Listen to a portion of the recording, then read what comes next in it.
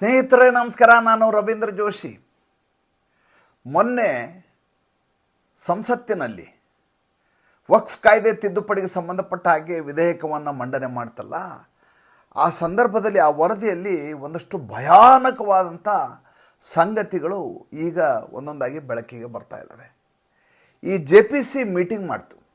JPC ಎಲ್ಲ ವರ್ಗದವ್ರನ್ನೂ, ಎಲ್ಲ ಇಲಾಖೆಯವ್ರನ್ನೂ, ಎಲ್ಲ ಸರ್ಕಾರದವ್ರನ್ನೂ ಸಭೆಗೆ ಆಹ್ವಾನ ನೀಡಿ ಕರೆಸ್ಕೊಂಡಿತ್ತು, ಮಾಹಿತಿಯನ್ನು ಕಲೆ ಹಾಕಿತ್ತು. ಅದರಲ್ಲಿ ಆರ್ಕಿಯಾಲಜಿಕಲ್ ಸರ್ವೆ ಆಫ್ ಇಂಡಿಯಾ ಕೂಡ ಒಂದು ಪುರಾತತ್ವ ಇಲಾಖೆ. ಈ ಇಲಾಖೆ ತನ್ನ ವರದಿಯನ್ನು JPCಗೆ ಸಲ್ಲಿಸಿದೆ. ಈ ಜಂಟಿ ಸಮಿತಿ ಇದೆಯಲ್ಲ, ಜಂಟಿ ಸಂಸದೀಯ ಸಮಿತಿ ಸಲ್ಲಿಸಿದೆ. ಅದರಲ್ಲಿರುವ ಮಾಹಿತಿಯನ್ನು ನೋಡಿದರೆ ಯಾವ ಮಟ್ಟಿನ ಯೋಚನೆ ಮಾಡಲಿಕ್ಕೆ ಸಾಧ್ಯ ಇರಲಾರ್ದಂಥ ಅಪಾಯಕಾರಿ ಬೆಳವಣಿಗೆಗಳು ಈ ದೇಶದಲ್ಲಿ ಸಂಭವಿಸಿದಾವೆ ಸ್ವಾತಂತ್ರ್ಯೋತ್ತರ ಭಾರತದಲ್ಲಿ ಅಂತ ನಿಮ್ಗೆ ಗೊತ್ತಾಗತ್ತೆ. ಹಾಗಾದರೆ ಪ್ರಾಚಿ ಇಲಾಖೆ ಏನಂತ ಹೇಳಿದೆ? ಅದು ಹೇಳುತ್ತೆ, ರಾಷ್ಟ್ರೀಯ ಸ್ಮಾರಕ ಎನಿಸುವಂಥ 280 ಆಸ್ತಿಗಳನ್ನು ವಕ್ಫ್ ಬೋರ್ಡು ನನ್ನ ಆಸ್ತಿ ಅಂತ ಬರ್ಸ್ಕೊಂಡ್ಬಿಟ್ಟಿದೆ ಅಂತ. ಏನ್ರಿ, ಯಾರಾದರೂ ಕಲ್ಪನೆ ಮಾಡಲಿಕ್ಕೆ ಸಾಧ್ಯನಾ? ನಾವು ಯಾವುದಾದ್ರೂ ಪುರಾತತ್ವ ಇಲಾಖೆಗೆ ಸಂಬಂಧಪಟ್ಟಂಥ ಒಂದು ಗುಡಿಗೆ ಅಥವಾ ಒಂದು ಸ್ಮಾರಕದ ಬಳಿಗೆ ಹೋಗಿ ಅದನ್ನು ಕೈಯಿಂದ ಮುಟ್ಟಿದರೆ ಅಪರಾಧ ಅಂತ ಪರಿಭಾವಿಸಲಾಗತ್ತೆ.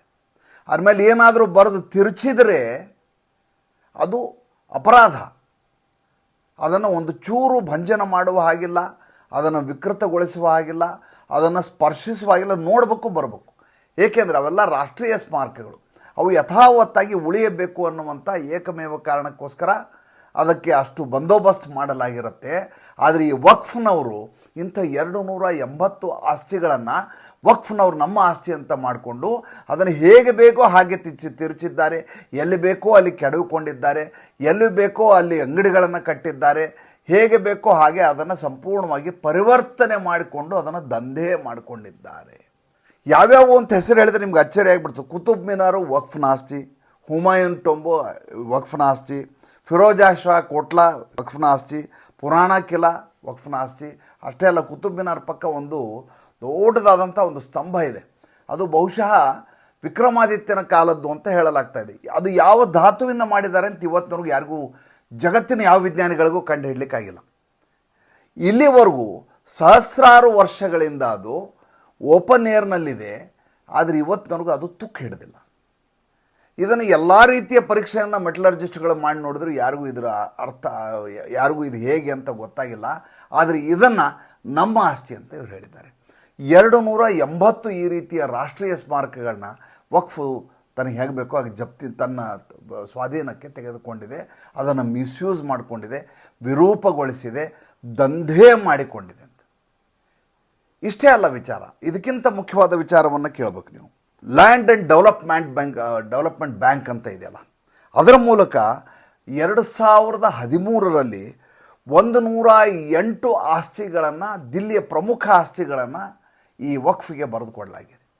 ಲ್ಯಾಂಡ್ ಆ್ಯಂಡ್ ಡೆವಲಪ್ಮೆಂಟ್ ಬ್ಯಾಂಕ್ ಜೊತೆಗೆ DDA, ದಿಲ್ಲಿ ಡೆವಲಪ್ಮೆಂಟ್ ಅಥಾರಿಟಿ, 130 ಆಸ್ತಿಗಳನ್ನು ವಕ್ಫ್ ತನ್ನ ಹೆಸರಲ್ಲಿ ಬರ್ಕೊಂಡಿದೆ. ನೋಡಿ, ಈ ದೇಶದ ದುರಂತ ಏನು ಅಂತಂದರೆ, ಯಾವ ಆಸ್ತಿ ನಂದು ಅಂತ ಅವರು ಪರಿಭಾವಿಸ್ತಾರೋ, ಹೇಳ್ತಾರೋ ಅದು ಅವರದೇ ಆಸ್ತಿ. ಆದರೆ ನಾವು ಒಂದು ದೇವಸ್ಥಾನ ನಮ್ಮದು ಅಂತ ದಾಖಲಾತಿ ತೆಗೆದುಕೊಂಡು ಹೋದರೆ ಅದು ನಿಮ್ಮ ಆಸ್ತಿ ಅಲ್ಲ, ನೀವು ಈ ವಿಷಯಕ್ಕೆ ಕೋರ್ಟ್ಗೆ ಹೋಗ್ಲಿಕ್ಕಾಗಲ್ಲ, ಪ್ಲೇಸಸ್ ಆಫ್ ವರ್ಷಿಪ್ ಆ್ಯಕ್ಟ್ ಬರುತ್ತೆ ಅಂತ ನಮಗೆ ಹೇಳಲಾಗತ್ತೆ.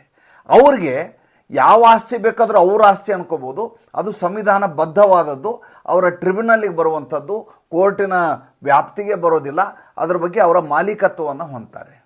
ನಾವು ನಮ್ಮ ಆಸ್ತಿ ಅಂತ ದಾಖಲೆ ಒಯ್ದರೂ ಕೂಡ ಅದು ನಮ್ಮ ಆಸ್ತಿ ಆಗೋದಿಲ್ಲ, ಏಕೆಂದರೆ ಪ್ಲೇಸಸ್ ಆಫ್ ವರ್ಷಿಪ್ ಆ್ಯಕ್ಟ್ ಬರುತ್ತೆ. ಎಂಥ ದುರಂತರ ಇದು! ಸ್ವಾತಂತ್ರ್ಯದ ಸಂದರ್ಭದಲ್ಲಿ 1947ರ ಸಂದರ್ಭದಲ್ಲಿ ಇದ್ದಂಥ ವಕ್ಫ್ನ ಆಸ್ತಿಗಳ ಸಂಖ್ಯೆ ಎಷ್ಟು ಅಂತ ಕೇಳಬೇಕು ನೀವು. 52,000 ಆಸ್ತಿ ಈ ದೇಶದಲ್ಲಿ ವಕ್ಫ್ ಬೋರ್ಡ್ಗೆ ಸಂಬಂಧಪಟ್ಟಂಥ ಆಸ್ತಿಗಳು ಅಂತ ಆವಾಗ ಒಂದು ಲೆಕ್ಕಾಚಾರ ಮಾಡಲಾಯಿತು.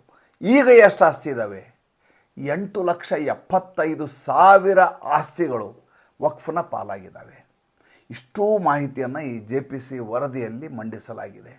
ನನಗೆ ಭಾಳ ಬೇಜಾರಾಗಿದ್ದೇನೆಂದರೆ, ಯಾವುದು ರಾಷ್ಟ್ರೀಯ ಸ್ಮಾರಕ ಅಂತ ಇದೆಯಲ್ಲ, ಆ ರಾಷ್ಟ್ರೀಯ ಸ್ಮಾರಕವೂ ನಮ್ಮದು ಅಂತ ಹೇಳಿದರೆ ಈ ದೇಶದ ಸಂಸತ್ ಸದಸ್ಯರು ಹಿಂದೂ ಮುಸಲ್ಮಾನ ಬಿಟ್ಬಿಡಿ, ಇವರು ಸಂವಿಧಾನಿಕವಾಗಿ ಜನರಿಂದ ಚುನಾಯಿತರಾಗಿ ಸಂಸತ್ತಿಗೆ ಹೋಗಿ ಕೂತಿದ್ದಾರೆ.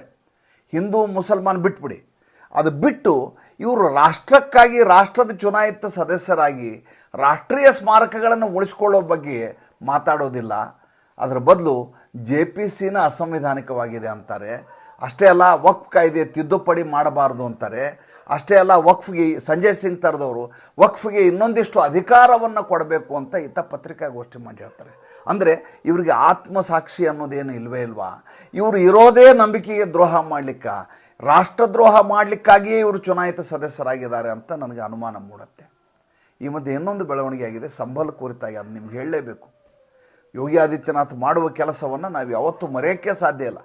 ಸಂಬಲ್ನಲ್ಲಿ 24 ನವೆಂಬರ್ 2024 ದೊಡ್ಡ ಕಲ್ಲು ತೂರಾಟ ನಡೀತು, ನಿಮ್ಗೆ ಗೊತ್ತಿದೆ ಅದು. ಆ ಸಂದರ್ಭದಲ್ಲಿ ಯಾರ್ಯಾರು ಕಲ್ಲು ತೂರಾಟ ನಡೆಸಿದ್ರಲ್ಲ ಅವ್ರನ್ನ 74 ಜನರನ್ನ ಈಗಾಗಲೇ ಬಂಧಿಸಿ ಆಗಿದೆ. ಯಾರ್ಯಾರು ಕಲ್ಲು ತೂರಾಟ ಮಾಡ್ತಾರೆ ಹುಡ್ಕೊಂಡೋಗಿ ಎಲ್ಲ ಒಳಗೆ ಹಾಕ್ಸಿದ್ದಾರೆ. ಅದರಲ್ಲಿ ಮಹಿಳೆಯರು ಕೂಡ ಇದ್ದಾರೆ. ಈಗ ನಿನ್ನೆ ಯೋಗಿ ಆದಿತ್ಯನಾಥ್ ಸರ್ಕಾರ ಒಂದು ಪೋಸ್ಟರನ್ನು ಬಿಡುಗಡೆ ಮಾಡಿದೆ. 76 ಜನ ಈ ದಂಗೆಕೋರರು ಯಾರಿದ್ದಾರೆ ಅವರ ಹೊಸ ಲಿಸ್ಟನ್ನು ಪೋಸ್ಟರ್ ಮಾಡಿ ಎಲ್ಲ ಕಡೆ ಅಂಟಿಸ್ಲಾಗ್ತಾ ಇದೆ. ಆ ಅಂಟಿಸಿದ್ರಲ್ಲಿ ಒಂದು ಈ ಶಾಹಿ ಜಾಮಾ ಮಸ್ಜಿದ್ ಅಂತ ಇವ್ರೇನು ಹೇಳ್ತಾರಲ್ಲ, ನಮ್ಮ ಹರಿಹರೇಶ್ವರ ದೇವಸ್ಥಾನ ಏನಿದೆಯಲ್ಲ ಅದು ಶಾಹಿ ಜಾಮಾ ಮಸ್ಜಿದ್ ಅಂತ ಇವ್ರು ಹೇಳ್ಕೊಂಡು ಬಂದಿದ್ದಾರೆ. 104 ವರ್ಷಗಳಿಂದ ಇದು ಪುರಾತತ್ವ ಇಲಾಖೆಗೆ ಸಂಬಂಧಪಟ್ಟದ್ದು ಅಂತ ದಾಖಲಾತಿಗಳು ಹೇಳ್ತಾ ಇದ್ದಾವೆ. ಹಾಗೆ ಪುರಾತತ್ವ ಇಲಾಖೆಯ ದಾಖಲೆ ಇರುವಂಥ ಒಂದು ದೇವಸ್ಥಾನದ ದೇಗುಲ ಹರಿಹರೇಶ್ವರ ದೇವಸ್ಥಾನನ ಇವರು ಶಾಹಿ ಜಾಮಾ ಮಸ್ಜಿದ್ ಅಂತ ಇಲ್ಲಿಯವರೆಗೂ ಅದ್ರ ಮೇಲೆ ದುಂಡಾವರ್ತನೆ ಮಾಡ್ಕೊಂಬಂದರು. ಈಗ ಕಲ್ಲು ತೂರಾಟ ನಡೆಸಿದವರು ಯಾರ್ಯಾರಿದ್ದಾರೆ ಅವ್ರನ್ನ ಹುಡುಕೊಟ್ಟವರಿಗೆ ಬಹುಮಾನ ಕೊಡ್ತೀನಿ ಅಂತ ಯೋಗಿ ಆದಿತ್ಯನಾಥ್ ಸರ್ಕಾರ ಪೋಸ್ಟರ್ ಬಿಡುಗಡೆ ಮಾಡಿದೆ. ಆ ಪೋಸ್ಟರ್ನ ಅಂಟಿಸಿದ್ದು ಎಲ್ಲಿ ಅಂತ ಕೇಳ್ರೆ ಅದು ಭಾಳ ಮಜಾ ಇರೋದು. ಈ ಶಾಹಿ ಜಾಮಾ ಮಸ್ಜಿದ್ನ ಗೋಡೆಗಳಿದಾವಲ್ಲ, ಆ ಗೋಡೆ ಮೇಲೆ ಈ ಪೋಸ್ಟರ್ ಅಂಟಿಸಲಾಗಿದೆ. ಅದರಲ್ಲಿ ಮಹಿಳೆಯರ ಫೋಟೋಗಳು ಇದ್ದಾವೆ. ಊರು ತುಂಬ ಕ್ಯಾನ್ವಾಸ್ ಮಾಡಿ ಇದನ್ನು ಸ್ಪೀಕರ್ ಹಾಕ್ಕೊಂಡು ಎಲ್ಲ ಕಡೆ ಇವ್ರ ಹೆಸರು ಹಿಡ್ಕೊಂಡು ಯಾರ್ಯಾರು ಇವ್ರನ್ನ ಹುಡುಕೊಡ್ತೀರಿ, ದಂಗೆಕೋರು ಯಾವ್ದಾರು ಹುಡುಕೊಡ್ತೀರಿ ಅವ್ರಿಗೆ ಬಹುಮಾನ ಕೊಡ್ತೀವಿ ಅಂತ ಉತ್ತರ ಪ್ರದೇಶ ಸರ್ಕಾರ ಹೇಳ್ತಾ ಇದೆ. ನೋಡಿ, ಯಾವುದೇ ಒಂದು ಗಲಾಟೆ ಆದ ಸಂದರ್ಭದಲ್ಲಿ ಅಲ್ಲಿ ಸರ್ಕಾರ ಏನು ಮಾಡುತ್ತೆ ಅಂದರೆ, ಆ ಸಂದರ್ಭದಲ್ಲಿ ಉದ್ವಿಗ್ನಗೊಂಡಂಥ ಪರಿಸ್ಥಿತಿಯಲ್ಲಿ ಒಂದಷ್ಟು ಜನರ ಬಂಧಿಸಿಬಿಡುತ್ತೆ, ಅವ್ರ ಮೇಲೆ FIR ಹಾಕಿ ಅದು ತಣ್ಣಗಾದ ತಕ್ಷಣ ಪರಿಸ್ಥಿತಿ ಶಾಂತಗೊಂಡಿದೆ ಅಂಥೇಳಿ ಆ ವಿಷಯವನ್ನು ಮರೆತು ಬಿಡ್ತಾರೆ ಎಲ್ಲರೂ. ಉದಾಹರಣೆಗೆ ಮೈಸೂರಿನಲ್ಲಿ ಉದಯಗಿರಿ ಪೊಲೀಸ್ ಠಾಣೆಯಲ್ಲಿ ಆಗಿದ್ದು. ಉದಯಗಿರಿ ಪೊಲೀಸ್ ಠಾಣೆಯಲ್ಲಿ ಒಂದಷ್ಟು ಜನರ ಬಂಧಿಸಲಾಗಿತ್ತು, ಉಳಿದವ್ರಿಗೆ FIR ಹಾಕಲಾಗಿದೆ. ಇದ್ರ ಕುರಿತು ಯಾರೂ ಪ್ರಶ್ನೆಯನ್ನೇ ಮಾಡೋದಿಲ್ಲ. ಇನ್ನೂ ಹೇಳ್ತಾರೆ ಅಷ್ಟು ಜನರ ಮೇಲೆ ಯಾಕೆ FIR ಹಾಕಿದ್ರಿ ಅಂತ ಕಾಂಗ್ರೆಸ್ನ ವಕ್ತಾರರು ಮಾತಾಡ್ತಾ ಇದ್ದಾರೆ. ನಂಗೆ ಅಚ್ಚರಿ ಆಗೋದು ಅದೇ. ಹಾಕ್ರಿ, ಒಳಗೆ ಹಾಕ್ರಿ, ಲಾ ಆ್ಯಂಡ್ ಆರ್ಡರ್ನ ಯಾರು ಬ್ರೇಕ್ ಮಾಡಿದ್ದಾರೆ, ಅವನು ಯಾವ ಜಾತಿಯವನಾದ್ರೇನು, ಯಾವ ಧರ್ಮದವನಾದ್ರೇನು, ಪೊಲೀಸ್ ಠಾಣೆ ಮೇಲೆ ಕಲ್ ತೂರ್ತಾನೆ ಅಂದ್ರೆ ನಾಳೆ ನಮ್ಮ ಮನೆ ಮೇಲೂ ಈತ ಕಲ್ ತೂರಕ್ಕೆ ಹಿಂದೇಟು ಹಾಕೋದಿಲ್ಲ ಅಂತ ಕಾಂಗ್ರೆಸ್ ವಕ್ತಾರರು ಹೇಳಬೇಕಾಗಿತ್ತು. ಆದರೆ ಅವ್ರು ಹೇಳ್ತಾರೆ ಸಾವಿರಾರು ಜನರ ಮೇಲೆ FIR ಹಾಕಲಾಗಿದೆ, ಅಷ್ಟು ಜನ ಅಲ್ಲಿ ಗಲಾಟೆ ಮಾಡ್ಲಿಕ್ಕೆ ಹೋಗೇ ಇರಲಿಲ್ಲ, ಈತ ಹೋಗಿ ಏನು ಎಣಿಸ್ಲಿಕ್ಕೆ ಹೋಗಿದ್ನ, ಎಷ್ಟು ಜನ ಹೋಗಿ ಕಲ್ ತೂರಿದ್ರು ಅಂತ ಏನು ಎಣಿಸಿದ್ನ, ಸುಮ್ಮನೆ ಕಂಡವರು ಮೊಹಮ್ಮದ್ ಜಾಫರು, ಮೊಹಮ್ಮದ್ ಗೌಸು ಅಂತ ಏನು ಹೆಸರು ಹಾಕಲಾಗಿತ್ತಾ, ನೋಡಿ ಮಾಡಿ ತಾನೇ FIR ಹಾಕ್ತಾರೆ. ಪೊಲೀಸರ ಪರವಾಗಿ ನಿಲ್ಲಬೇಕಾದಂಥ ಕಾಂಗ್ರೆಸ್ ಜನ ದಂಗೆಕೋರರ ಪರವಾಗಿ ನಿಲ್ತಾ ಇದ್ದಾರೆ. ನಮ್ಮಲ್ಲಿ ಕರ್ನಾಟಕದಲ್ಲಿ, ಉತ್ತರ ಪ್ರದೇಶದಲ್ಲಿ 100 ಜನ ದಂಗೆಕೋರಿದ್ರೆ 100 ಜನರ ಬಂಧನ ಆಗಬೇಕು, 99 ಆದ್ರೆ ನಾನು ಸಹಿಸೋದಿಲ್ಲ ಅಂತ ಯೋಗಿ ಆದಿತ್ಯನಾಥ್ ಹೇಳಿದ್ದಾರೆ. ಆದ್ದರಿಂದ ನವೆಂಬರ್ 24ಕ್ಕೆ ಆದ ಗಲಾಟೆಗೆ ಈಗಲೂ ಕೂಡ ತಪಾಸಣೆ ನಡೀತಾ ಇದೆ, ತಲಾಶ್ ನಡೀತಾ ಇದೆ. ಬೇರೆ ಬೇರೆ ರಾಜ್ಯಗಳಿಗೆ ಇವರು ಮೊಬೈಲ್ ಇಟ್ಟು ಓಡಿ ಹೋಗಿದ್ದಾರೆ. ಅಂಥವ್ರನ್ನ ಹಿಡ್ಕೊಂಬರ್ಲಿಕ್ಕೆ ಲಕ್ಷಾಂತರ ರೂಪಾಯಿ ಖರ್ಚು ಮಾಡಿ ಕರ್ಕೊಂಬರ್ಲಿಕ್ಕೆ ಪೊಲೀಸರನ್ನ ಬಿಡಲಾಗಿದೆ. ಅಂದರೆ ದಂಗೆ ಮಾಡೋನು ಯಾವುದೇ ಧರ್ಮದವನಾಗಿರಲಿ, ಯಾವುದೇ ಜಾತಿಯವನಾಗಿರಲಿ, ಯಾರೇ ಆಗಿರಲಿ, ಆತ ಒಳಗಿರಬೇಕು, ಹೊರಗೆ ಇರಕೂಡದು ಅನ್ನೋದು ಯೋಗಿ ಆದಿತ್ಯನಾಥ್ ಅವರ ಏಕಮೇವ ಅಜೆಂಡಾ. ಮತ್ತು ಮುಂದಿನ ಸಂಚಿಕೆಯಲ್ಲಿ ಹೊಸ ವಿಷಯದೊಂದಿಗೆ ಬರ್ತೇನೆ. ಸಂಚಿಕೆ ಇಷ್ಟ ಆಗಿದ್ದರೆ ಲೈಕ್ ಮಾಡಿ, ಫಾಲೋ ಮಾಡಿ, ಶೇರ್ ಮಾಡಿ. ದಯವಿಟ್ಟು ಇದರ ಕುರಿತು ಕಮೆಂಟ್ ಮಾಡಿ. ನಿಮ್ಮ ಕಮೆಂಟ್ ನೋಡಿ ನಾವು ಹೊಸ ಸಂಚಿಕೆ ಮಾಡಲಿಕ್ಕೆ ನಮಗೆ ಸ್ಫೂರ್ತಿ ಬರುತ್ತೆ. ಮತ್ತೆ ಮಾತಾಡ್ತೀನಿ. ನಮಸ್ಕಾರ.